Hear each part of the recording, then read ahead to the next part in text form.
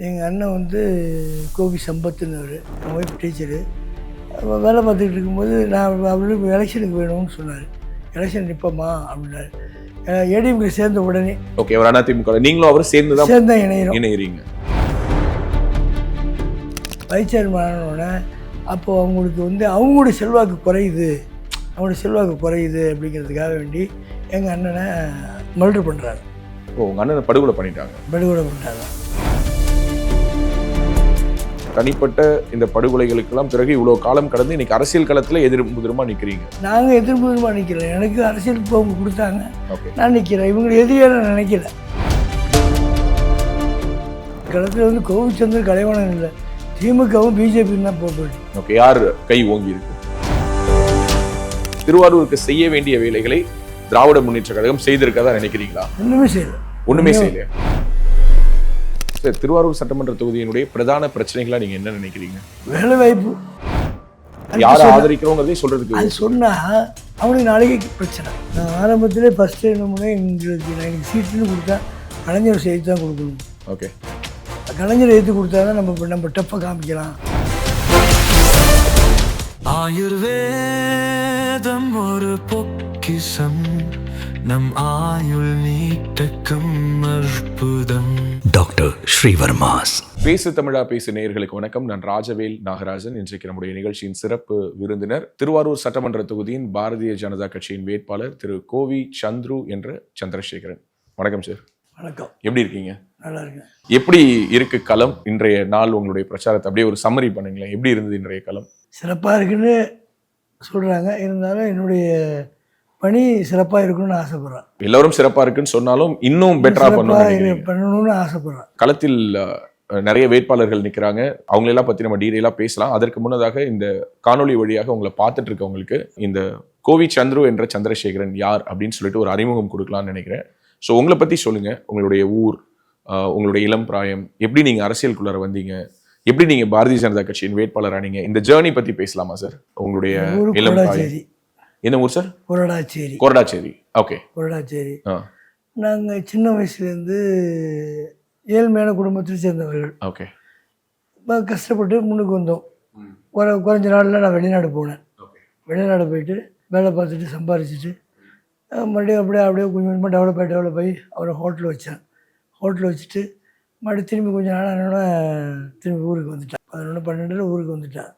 அதுக்கப்புறம் அதுக்கு முன்னாடி வந்து நான் பாலியில் இருக்கும்போதே ஃபஸ்ட்டு திமுக தான் எங்களுடைய பூர்வீகம். ஓகே, எங்கள் அப்பா வந்து பிரசிடெண்ட்டாக இருந்தார் திமுகவில். ஓகே, ஒரு அரசியல் பின்னணி கொண்ட குடும்பம் தான். ஆமாம். எங்கள் அப்பா இப்போ சின்ன வயசில் இறந்துட்டார். எங்கள் அப்பா வந்து சின்ன வயசுலேயே இறந்துட்டாங்க. அதுக்கப்புறம் வந்து நான் வெளிநாடு போயிட்டு சம்பாரிச்சிட்டு வந்துட்டு ரீசெண்டாக 94 வந்து மதிமுகவில் இருந்தேன். அப்போ ஒரு சின்ன பிரச்சனைகளால் மன வருத்தத்தினால அவங்க வந்து நம்மளோட சார்ந்தவங்களுக்கு ஒன்றும் உதவி செய்ய முடியல. அவங்க செய்ய மாட்டேன்ட்டாங்க, செய்யலை. வேணாம்னு சொல்லிட்டு மாறி 2001 ஏடிஎம்கேல அம்மாவோட தலைமையில் கட்சியில் இணைஞ்சிட்டு அது ஃபஸ்ட்டு வருஷமே நாங்கள் என்ன பண்ணோம், பேரூராட்சி சேர்மனு, அதாவது பஞ்சாயத்து எல்லாத்தையும் நாங்கள் உடனே பிடிக்கிறோம், ஜெயிக்கிறோம் எல்லாத்தையும். இது எந்த வருஷம்?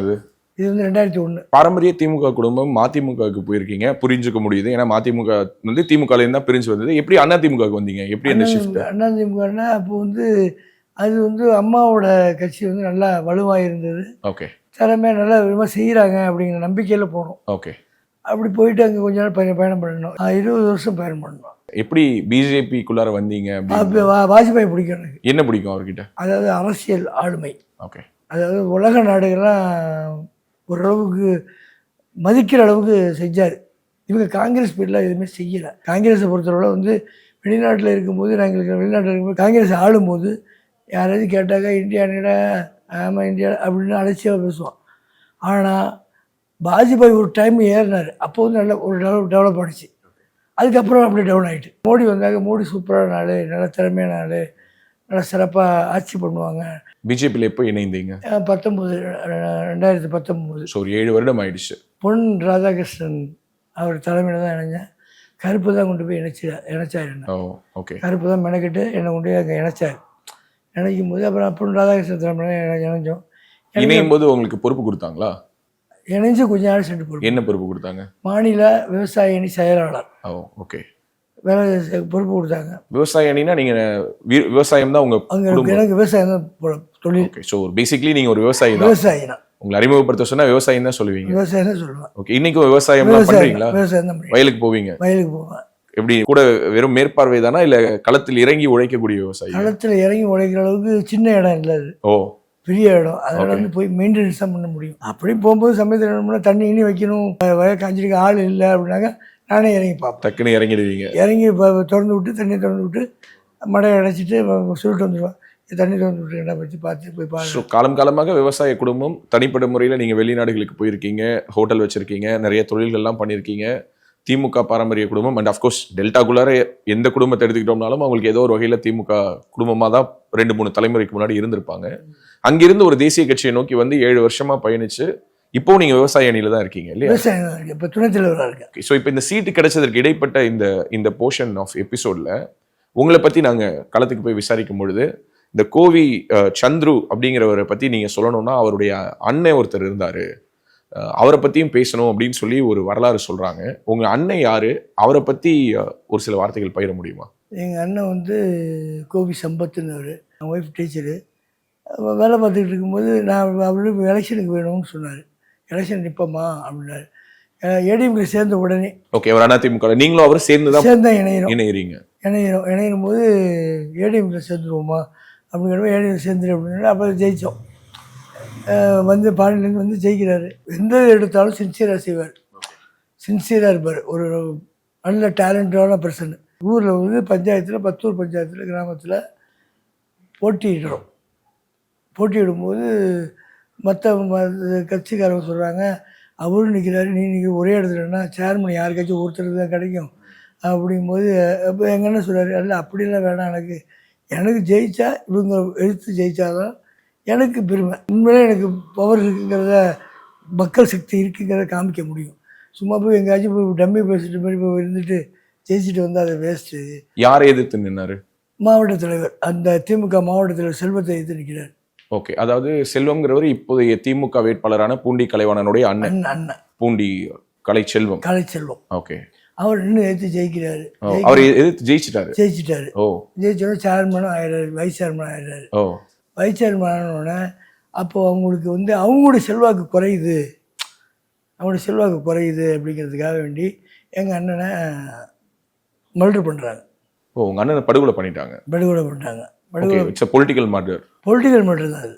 எங்களுக்கு ஃபேமிலி பிரச்சனைனா உங்களுக்கும் எந்த விதமான சண்டையும் கிடையாது. அவங்க பொலிட்டிக்கல், அவங்க அரசியல் ஆளுமை இருக்கக்கூடிய ஒரு இடத்துல எப்படி புதுசா ஒருத்தங்க வர முடியுங்கிற ஒரே காரணக்கூடாது அப்படின்னு சொல்லி நான் மதிமுகவில் இருக்கும் போதே வந்து அப்போ வந்து திமுக கொடி மதிமுக கொடி ஒன்று, அதுக்கப்புறம் தான் மாறிச்சு மதிமுக கொடி. அப்பயும் என்ன பண்ணா அந்த வந்து அங்கேருந்து வந்து பிரச்சனை பண்ணுவாங்க, இங்கெல்லாம் மதிமுக கொடி போடக்கூடாது, கொள்ளக்கூடாது. நான் சொன்னேன், ஏன் இஷ்டம் அது, நீ சொல்லி நான் கேட்கணும் அவசியம் கிடையாது. ஸோ உங்கள் அண்ணனுடைய அந்த படுகொலை நடந்து அதற்கு பிறகுதான் அந்த பூண்டி கலைச்செல்வம் அவர்களும் படுகொலை செய்யப்பட்டார் இல்லையா? அவரும் செய்யப்பட்டார். அதாவது நீங்கள் 2 பேரும் இன்னைக்கு வந்து இந்த தனிப்பட்ட இந்த படுகொலைகளுக்கெல்லாம் பிறகு இவ்வளோ காலம் கடந்து இன்னைக்கு அரசியல் களத்தில் எதிர்முதிரமா நிற்கிறீங்க. நாங்கள் எதிர்முதிரமா நிற்கிறோம். எனக்கு அரசியல் இப்போ அவங்க கொடுத்தாங்க, ஓகே, நான் நிற்கிறேன். இவங்க எதிரியாக நான் நினைக்கல, எனக்கு தேவையில்லை. அவங்க எதிரியாக இருக்காங்க, ஏதாவது இது பண்ணாங்க. என்னுடைய கட்சியை வலுப்படுத்துவதற்காக என்ன செய்யணுமோ அதை நான் செய்கிறேன், அவ்வளோதான். என்னோடய கட்சி வந்து மேலே போகணும். நான் பயணிக்கிற வந்து பிஜேபி வந்து டாப் லெவலில் போகணும். அதுக்காக என்ன உழைப்பாக நான் செய்ய ரெடி. உங்கள் அண்ணனுடைய அந்த படுகொலை சம்பந்தப்பட்ட குற்றவாளிகளுக்கு முறையாக தண்டனை கிடைக்கல. ஸோ அதற்கான சட்ட ரீதியிலான போராட்டங்கள் முன்னெடுத்தோம், அதற்கான நீதி கிடைக்கல. அதற்கு ஏதாவது அரசியல் அழுத்தங்கள் அவங்க சப்போர்ட்டு. ஒருவேளை உங்க அண்ணன் இருந்திருந்தா இன்னைக்கு உங்களுக்கு ஒரு மிகப்பெரிய சப்போர்ட்டா இருப்பாருங்கிற ஒரு எண்ணம் இருக்கு. டாப் லெவலில் இருந்திருப்பார் அவர் ஆளுமைக்கு. எனக்கு தெரிஞ்சு தமிழ்நாட்டில் மிக முக்கியமான ஒரு தொகுதி திருவாரூர்னு சொல்றதுக்கு எல்லோரும் சொல்வதற்கான காரணம் என்னன்னா, இது கருணாநிதி போட்டியிட்ட தொகுதி, கலைஞர் பிறந்த ஊர் இருக்கக்கூடிய தொகுதின்லாம் சொல்றோம். பட் அதை தாண்டி தேர்தலில் நிற்கக்கூடிய 2 வேட்பாளர்களுக்கு இப்படிப்பட்ட ஒரு பின்னணி இருக்குதுங்கிறதே எனக்கு தெரிஞ்சு இந்த நேர்காணல் மூலமா தான் தெரிய வருது. இப்போ இந்த சீட் அனௌன்ஸ் பண்ண போட்ட போது உங்களுக்கு என்ன மனநிலை இருந்துச்சு? ஏன்னா பியாண்ட் இப்போ நீங்க சொன்ன உங்களுடைய அண்ணன் படுகொலை செய்யப்பட்டாரு, உங்க அண்ணனுடைய படுகொலைக்கு காரணமாக நீங்கள் குற்றம் சாட்டக்கூடிய நபரும் இறந்து போயிட்டாரு, அவரையும் வேறொரு ஒரு தனிப்பட்ட ஒரு பொலிட்டிக்கல் ரீசன்ஸ்ல அவரும் படுகொலை செய்யப்பட்டது எல்லோருக்கும் தெரியும், யாருக்கும் மறந்திருக்காது. ஸோ இப்படியான சம்பவங்கள்லாம் கடந்து இத்தனை ஆண்டுகள் கழிச்சு நீங்க சொல்ற மாதிரி நாங்கள் எதிரும் புதிருமாலாம் இல்லை, அவர் வேலையை பார்க்குறாரு, நான் என் வேலையை பார்க்குறோம் அப்படின்னு நீங்க சொன்னாலும் இன்னைக்கு களம் உங்க 2 பேரை எதிரும் புதிருமாக தேர்தல் களத்தில் நிறுத்தியிருக்கிறது. திராவிட முன்னேற்ற கழகத்தின் வேட்பாளராக பூண்டி கலைவாணன் அவர்களும், இந்த பக்கத்துல பாரதிய ஜனதா கட்சியின் வேட்பாளராக கோவி சந்துருவும் நிக்கிறாங்க. களத்தில் வந்து கோவிச்சந்திரன் கலைவாணன் இல்லை, திமுகவும் பிஜேபியும் தான் போட்டி. ஓகே, யார் கை ஓங்கி இருக்கு? அது பப்ளிக் தான் முடிவு செய்யும். ஓகே, நான் முடிவு செய்ய முடியாது, மற்றவங்களும் முடிவு செய்ய முடியாது, பப்ளிக் முடிவு செய்யும். ஓகே, நீங்க களத்துக்கு போகும்போது மக்கள் உங்ககிட்ட சொல்லுவாங்கல்ல, என்ன சொல்றாங்க என்ன சொல்றாங்கன்னு கேட்குறேன். நீங்கள் ஜெயிச்சு வந்தீங்கன்னாக்கா எங்களுக்கு நல்ல பலன் கிடைக்கும், நல்ல நியாயமான ஆளாக இருக்கீங்க, கண்டிப்பாக எங்களுக்கு உதவி செய்வீங்க அப்படின்னு சொல்கிறாங்க. உங்களுக்கு போடுறோம் ஓட்டை அப்படிங்கிறாங்க. ஓகே, சில பேர் முகம் அப்படி சுழிச்சிக்கிட்டு பார்க்கும்போது ஆக போட மாட்டாரு அப்படின்னு தெரியுது. ஓகே, ஸோ உங்களால கணிக்க முடியுது ஓட்டு கேட்கும் போதே யார் ஓட்டு போடுவாங்க போட மாட்டாங்கன்னு. கணிக்க முடியும். 2019 கருணாநிதி அவர்கள் மறைவுக்கு பிறகு இடைத்தேர்தலில் தான் முதல் முறையாக பூண்டி கலைவாணன் தேர்ந்தெடுக்கப்பட்டாரு. 19, 21 ஆல்மோஸ்ட் 7 ஆண்டுகள் அவர் வந்து எம்எல்ஏவா இருந்திருக்காரு. தொடர்ச்சியா மாவட்ட செயலாளராக இருந்துட்டு இருக்கிறாரு. திருவாரூர் சட்டமன்ற தொகுதியை நீங்கள் சிறு வயதிலேருந்து பார்த்துட்டு இருப்பீங்க. இது உங்களுக்கு சொந்த ஊர், உங்களுக்கு கோடாச்சேரிங்கிறதுனால கேட்கிறேன். திருவாரூரை எப்படியெல்லாம் முன்னேற்றி இருக்கலாம், என்னெல்லாம் இங்க நடக்கல. இது ஒரு விவசாய பூமி. முதல்வர் வந்து எல்லா இடங்களையும் நானும் டெல்டாக்காரன் தான் அப்படின்னு பச்சை துண்டெல்லாம் போட்டுக்கிறாரு. திருவாரூருக்கு செய்ய வேண்டிய வேலைகளை திராவிட முன்னேற்ற கழகம் செய்திருக்கதா நினைக்கிறீங்களா? ஒண்ணுமே செய்யலையா? ஒரே ஒன்று செஞ்சிருக்காரு. ஹாஸ்பிட்டல் மட்டும் பண்ணிருக்காரு. இல்ல, பஸ் ஸ்டாண்ட் கட்டினேங்கிறாரு, காலேஜ் கொண்டு வந்தேங்கிறாரு, நிறைய ஆட்டோக்கள்ல ஏதோ கேட்டுக்கிட்டே இருக்கே. எத்தனை வருஷமா? 40 வருஷமா? 40 வருஷமா இதான் செய்ய முடியுமா? இன்னும் எவ்வளவோ செஞ்சிருக்கலாமே. சொந்த தொகுதி, அதாவது ஒரு ஊருக்காரு. நீங்கள் சாதாரணமாக ஒரு ஊருக்கு போகும்போது, நான் ஊருக்காரன் ஒருத்தன் வந்தாவே என்ன சொல்லுவீங்க?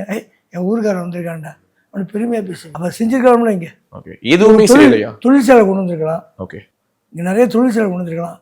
இங்கே விளையிற பொருள் இருக்குது, பேப்பர் தொழிற்சாலை பெருசாக செய்யலாம். எப்படின்னா அந்த வைக்கல் வந்து வேஸ்ட்டாக போயிட்டு வெளி ஸ்டேட்டுக்கு தான் ஏற்றுறாங்க. அதை இங்கே வச்சு உழைப்படி இப்போ தான் பிஜேபி வந்த பிற்பாடு தான் அதுக்குன்னு தனியாக அவங்க டீம் போட்டு செய்கிறாங்க. அதையும் உள்ளே விட மாட்டேங்கிறாங்க.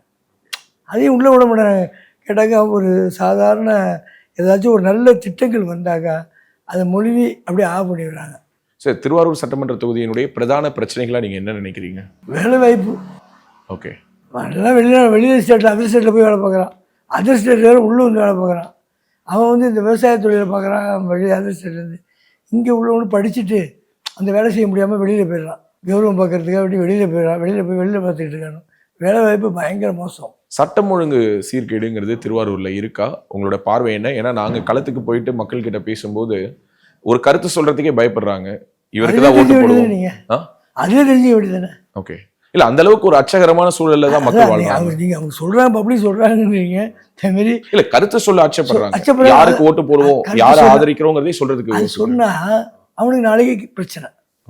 அதனால பயப்படுறாங்க. இல்ல, எனக்கு ஒரு விஷயத்த நான் அந்த இடத்துல தெளிவுபடுத்திக்க விருப்பப்படுறேன். இப்போ சில குறுநில மன்னர்கள் போல முன்னாள் அமைச்சர்கள் இருக்காங்க. இப்போ உதாரணத்துக்கு திருச்சியில KN நேரு இருக்காரு, விழுப்புரத்துல பொன்முடி இருக்காரு, வேலூர்னா துரைமுருகன் இருக்காரு, சேலத்துல முன்னாடி வீரபாண்டி ஆறுமுகம் இருந்தாருன்னு இவங்களை எல்லாம் சொல்லும்போது என்ன சொல்லுவாங்கன்னா, இவங்களுக்குன்னு ஒரு டெரிட்டரி வச்சுப்பாங்க. இந்த பவுண்டரிக்குள்ளார அவங்க வைக்கிறது தான் சட்டம், கட்ட பஞ்சாயத்து, ஆளு, அம்பு, சேனை, படை, பலம் அனைத்தையும் வச்சுக்கிட்டு ஒரு குட்டி ராஜா போல வளம் வந்துட்டு இருப்பாங்க. ஆனா திருவாரூர்ல அந்த மாதிரி ஒரு மீடியால ஒரு நியூஸ் வந்து நான் பார்க்கல. ஓகே, பண்ணிடுவாங்க. ஊடகங்களையும் பேச விட மாட்டாங்க. பண்ணிடுவாங்க. கரெக்டாக பேப்பர், நியூஸ் பேப்பர் வந்துச்சுனாக்கா, புக்கு வந்துச்சு இவர் வந்துச்சுனாக்கா உடனே மொத்த புக்கு வாங்கி போட்டுருவார், டீ போட்டுருவார். அதே மாதிரி நிறைய தவறுகள்னாக்கா இவங்களும் அதே பொழப்பு. தமிழ் டீ குடிக்கிற மாதிரி அவங்க நினச்சிக்குவாங்க அந்த பிரச்சனை பண்ணுறத. இங்கே வந்து இந்த மாதிரியான கட்ட பஞ்சாயத்து, ரவுடிசம் இதெல்லாம் கட்டவிழ்த்து விடுறாங்க அப்படிங்கிற ஒரு எண்ணம் மக்களுக்கு ஒரு விழிப்புணர்வு இருக்கு. அந்த மாற்றத்தை வந்து இப்போதான் அவங்க பயன்படுத்தணும்.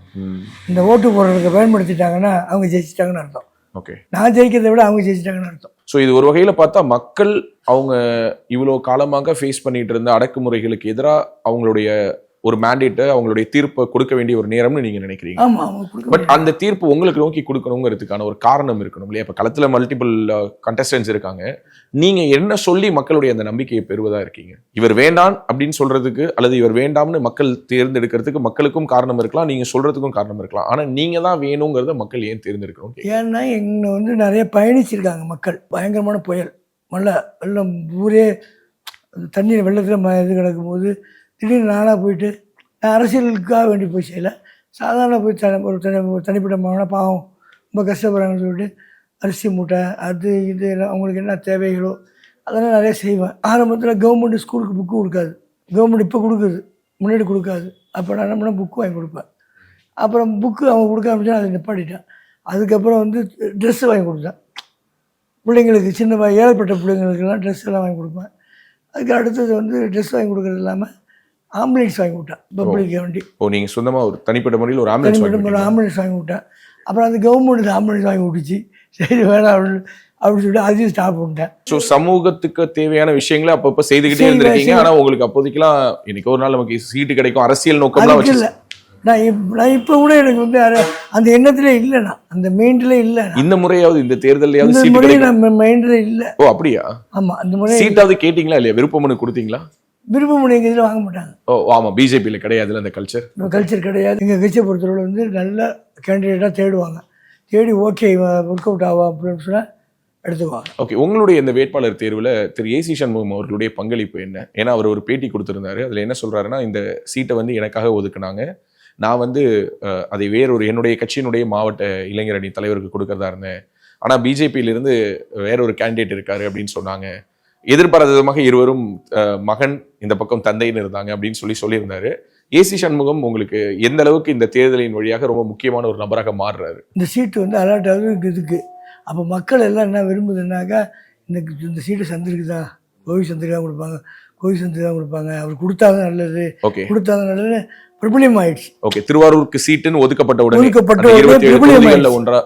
பிரபலியம் ஆயிடுச்சு. எல்லாரும் பேச ஆரம்பிச்சுட்டாங்க. ஓகே, இவ்வளோ நல்லா டாப்ல இருக்கு, இந்த இவரே இறக்கி விட்டோம்னு சொல்லி அவங்களே இறக்கிட்டாங்க. ஸோ முதலாக நீங்க வேட்பாளராக அறிவிக்கப்பட்டீங்கிறத உங்களுக்கு ஃபர்ஸ்ட் யார் கூப்பிட்டு சொன்னா நீங்க அந்த சந்தோஷத்தை யார்கிட்ட பகிர்ந்துக்கிட்டீங்க? வெளியில் ஒரு ஃபோன் வந்தாலும் உங்கள் பேர் டிவியில் ஓடுது, நல்லா பாரு என் பையன் பேர் தான் ஓடும் அப்படின்னு.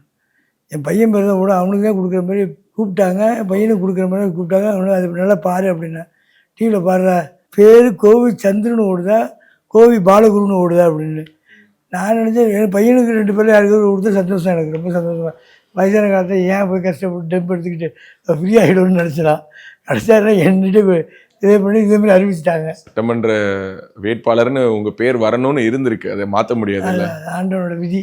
ஓகே, ஸோ எப்படி இருந்தது அந்த அனௌன்ஸ் ஆன அந்த தருணம்? நீங்கள் ஒரு சட்டமன்ற தொகுதியின் வேட்பாளர், நிறைய இந்த ஊரை பற்றி உங்களுக்கு கனவுகள் இருந்திருக்கும், இதெல்லாம் இப்படி இருக்கே, நம்ம இதை மாற்றணும் அதை மாற்றணும். இன்னும் சொல்லப்போனால் உங்களுடைய குடும்பத்திலே உங்களுக்கு ஒரு மிகப்பெரிய ஒரு அநீதி இழைக்கப்பட்டதுக்கான ஒரு நீதியே கிடைக்காமல் இத்தனை ஆண்டுகள் கடந்து வரீங்க. அது என்னதான் இருந்தாலும் மனசில் ஒரு ஓரத்தில் எத்தனை ஆண்டுகள் ஆனாலும் அந்த வலி இருக்க தான் செய்யும். அது போக இந்த ஊர், சமூகம், மக்கள், அரசியல், இதை பற்றின பல பார்வைகள் இருக்கும். அது எல்லாத்தையும் மாற்றுறதுக்கு ஒரு வாய்ப்பு. இன்னைக்கு ஜெயிச்சிட்டிங்கன்னா நீங்கள் சட்டமன்றத்தில் ஜெயிச்சிடணும் ஒரு நம்பிக்கை இருந்துச்சு எனக்கு. ஏன்னா நான் ஆரம்பத்திலே ஃபஸ்ட்டு என்ன பண்ணேன், எனக்கு சீட்டுன்னு கொடுத்தா கலைஞர் செய்து தான் கொடுக்கணும். ஓகே, கலைஞர் எடுத்து கொடுத்தா தான் நம்ம டஃப்பாக காமிக்கலாம். ஓ, அவர் உயிரோடு இருக்கும்போது. ஆமாம், அப்போ நினைச்சிருக்கீங்க. அப்போ அவரு கொடுக்கல, யாருக்கே கொடுக்கல எனக்கு அந்த சீட்டு, எனக்கு கொடுக்கல. நானே கேட்கல, அவராக கொடுத்தா இந்த மாதிரி இந்த கேண்டிடேட் நல்லா இருக்கும், நான் கேட்கவும் இல்லை, அப்பயும் கேட்கல. அப்படி கொடுத்தால் நம்மளுக்கு கொடுத்தாக்கா நம்ம கலைஞர் எழுத்து நிற்கணும், நின்று டப்பு கொடுக்கணும். அதுதான் நம்ம என்ன அப்படி என்ன அவர் கூட போட்டி போடணுங்கிற அளவுக்கு திமுக எதிர்ப்புங்கிறது உடம்புக்குள்ள ஒரு மாதிரி வர ஆரம்பிச்சு. அது என்னன்னு தெரியல. ஸோ இப்போ களத்துக்கு போக ஆரம்பிச்சிட்டீங்க, ஒரு வாரமா பிரச்சாரம் மேற்கொண்டு இருக்கீங்கன்னு நினைக்கிறேன். மக்களை சந்திக்கும் பொழுது மக்கள் சொல்லக்கூடிய விஷயம் என்ன? அதாவது அவங்களுடைய ஆதங்கமா உங்ககிட்ட என்ன பதிவு பண்றாங்க? அவங்களுடைய பாதிப்புக்கு சொல்றாங்க. ரோடு போட மாட்டாங்க, தண்ணி வந்து பிரச்சனை, அந்த பிரச்சனை இந்த பிரச்சனை எல்லாம் சொல்லிட்டு தான் இருக்காங்க. நான் சொல்றது, நான் வந்தா உங்களுக்கு உண்மையாக இருப்பேன், என்ன உங்களுக்கு தேவையோ அதை கேட்காம முன்கூட்டி அட்வான்ஸாக செய்வேன். இதை பார்த்து புரிஞ்சுக்கிட்டு நான் வந்து கீழேருந்து வந்தவன், டாப்லேருந்து வந்து கீழே வந்து உட்காந்து பார்க்கல, கீழே கஷ்ட நஷ்டங்கள் எல்லாத்தையும் பார்த்து அனுபவிச்சவன்.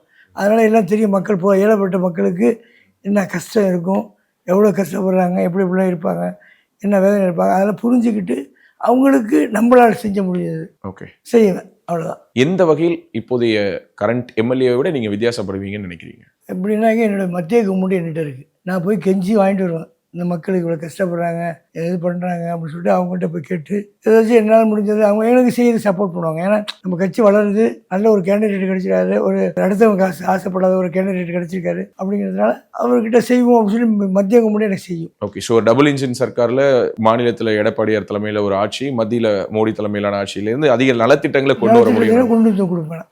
ஸோ திருவாரூருக்கான முன்னேற்ற திட்டங்களை அதிகமாக பெற்றுத்தர முடியும். ஓகே, மத்தியில் மோடி ஆட்சி தொடருது, அஃப்கோர்ஸ் அதற்கு இன்னும் 4 ஆண்டுகள் இருக்குது, அடுத்த தேர்தல் களத்தை பார்க்கறதுக்கு ஆல்மோஸ்ட் 3 வருஷம் இருக்கு. தமிழ்நாட்டை பொறுத்த வரைக்கும் ஆட்சி மாற்றத்துக்கு தயாராயிட்டாங்கன்னு நினைக்கிறீங்களா? திமுக வீழ்த்தப்படும் நினைக்கிறீங்களா? கண்டிப்பா, உறுதியா நம்புறீங்க? கண்டிப்பாக. ஓகே, எடப்பாடி பழனிசாமி அவர்கள் கொடுத்த தேர்தல் வாக்குறுதிகள்லாம் பார்த்தீங்களா? உங்களுக்கு அதில் ரொம்ப மனம் கவர்ந்த வாக்குறுதினா எதை சொல்லுவீங்க? தாலிக்கு தங்கம் சொல்லியிருக்காரு, திரும்பி கொண்டு வரும்னு சொல்லியிருக்காரு. அது ஏழை பெண்களுக்கு நலத்திட்டங்கள், நல்ல நலத்திட்டம் தான். இந்த விவசாய கடன்களை வந்து தள்ளுபடின்னு சொல்லியிருக்காரு. இவர் டெல்டாக்காரன் சொல்லியிருக்காரு. இதுவரை அந்த 5 வருஷமாக ஒரு நட கூட விவசாய கடன் தள்ளுபடி பண்ணல. சுத்தமாக தள்ளுபடியாமல் இருக்குது. இவர் டெல்டாக்காரன் இல்லாமல் விவசாயின்னு சொல்லி, இவர் டெல்டாக்காரன் கிடையாது, விவசாயி. இவருக்கு அந்த அனுபவம் இருக்குது. நல்ல மனுஷன். விவசாயத்தை பற்றி அவரே சொல்லியிருக்காரு, நான் கீழே இறங்கி வேலை செய்வேன்னு. அதனால் அவருக்கு வந்து நல்ல அனுபவம் இருக்கிறதுனால, நான் அதோட கஷ்டங்கள் தெரிஞ்சதுனால விவசாய கடனை தள்ளுபடி பண்ணுறேன்றாரு. அது எனக்கு பிடிச்சிருக்கு. அடுத்தபடி எல்லா பெண்களையும் சமமாக நினச்சி, உயர்வு தாழ்வு இல்லாமல் எல்லோரும் நினச்சி எல்லாருக்கும் சைட்டு பண்ணி 2000 ரூபா பணம் தராங்கிறாரு. வசதி உள்ளவங்களுக்கு வந்து இந்த 2000 ரூபாங்கிறது பெருசு கிடையாது. இருந்தாலும் நம்மளையும் மதிக்கிறாரு, எடப்பாடி மதிக்கிறாரு, எல்லாரையும் சமமாக நினைக்கிறாரு. அது ஒரு பெருமையாக இருக்குது. ஸோ இறுதியாக ஒரு கேள்வி, உங்களுடைய திருவாரூர் சட்டமன்ற தொகுதி வாக்காளர்களுக்கு நீங்கள் என்ன சொல்லணும்னு நினைக்கிறீங்க? இதுக்கு முன்னாடி இப்போ நடந்துக்கிட்டு இருக்கிறதும் ஆண்டான் அடிமையாக வாழ்ந்துக்கிட்டு பயந்துக்கிட்டு இந்த மாதிரி பிரச்சனைகள்லாம் இருந்துக்கிட்டு வாழ்கிறத விட இல்லாமல் நல்ல விதமாக ஒரு சாதாரணமாக நல்ல அமைதியான ஊர் திருவாரூர், ஒரு அமைதியான ஊர் அப்படின்னு ஆக்கணும்னு ஆசைப்பட்றேன். அந்த மாதிரி ஒரு சூழ்நிலை, என்னுடைய சூழ்நிலை நான் என்ன பண்ணுவேன்னா, அமைதியாக யார் தப்பு பண்ணாலும், அது என் வீட்டார் தப்பு பண்ணாலும் தட்டி கேட்பேன். எந்த பிரச்சனையும் இல்லாமல் அமைதியான ஒரு திருவாரூர் மாவட்டத்தை உருவாக்கணும்னு ஆசைப்பட்றேன். ஓகே, ஸோ திருவாரூர் வந்து இன்னமும் அந்த ஒரு ஆண்டான் அடிமை கல்ச்சரில் இருக்குங்கிறீங்க? இருக்கு. ஓகே, மறைமுகமாக இருக்கு. ஓகே, ஸோ பயந்துட்டு இருக்காங்க மக்கள். நீங்கள் யாருக்கு வேணாலும் போடுங்க, நல்லவங்களுக்கு போடுங்க.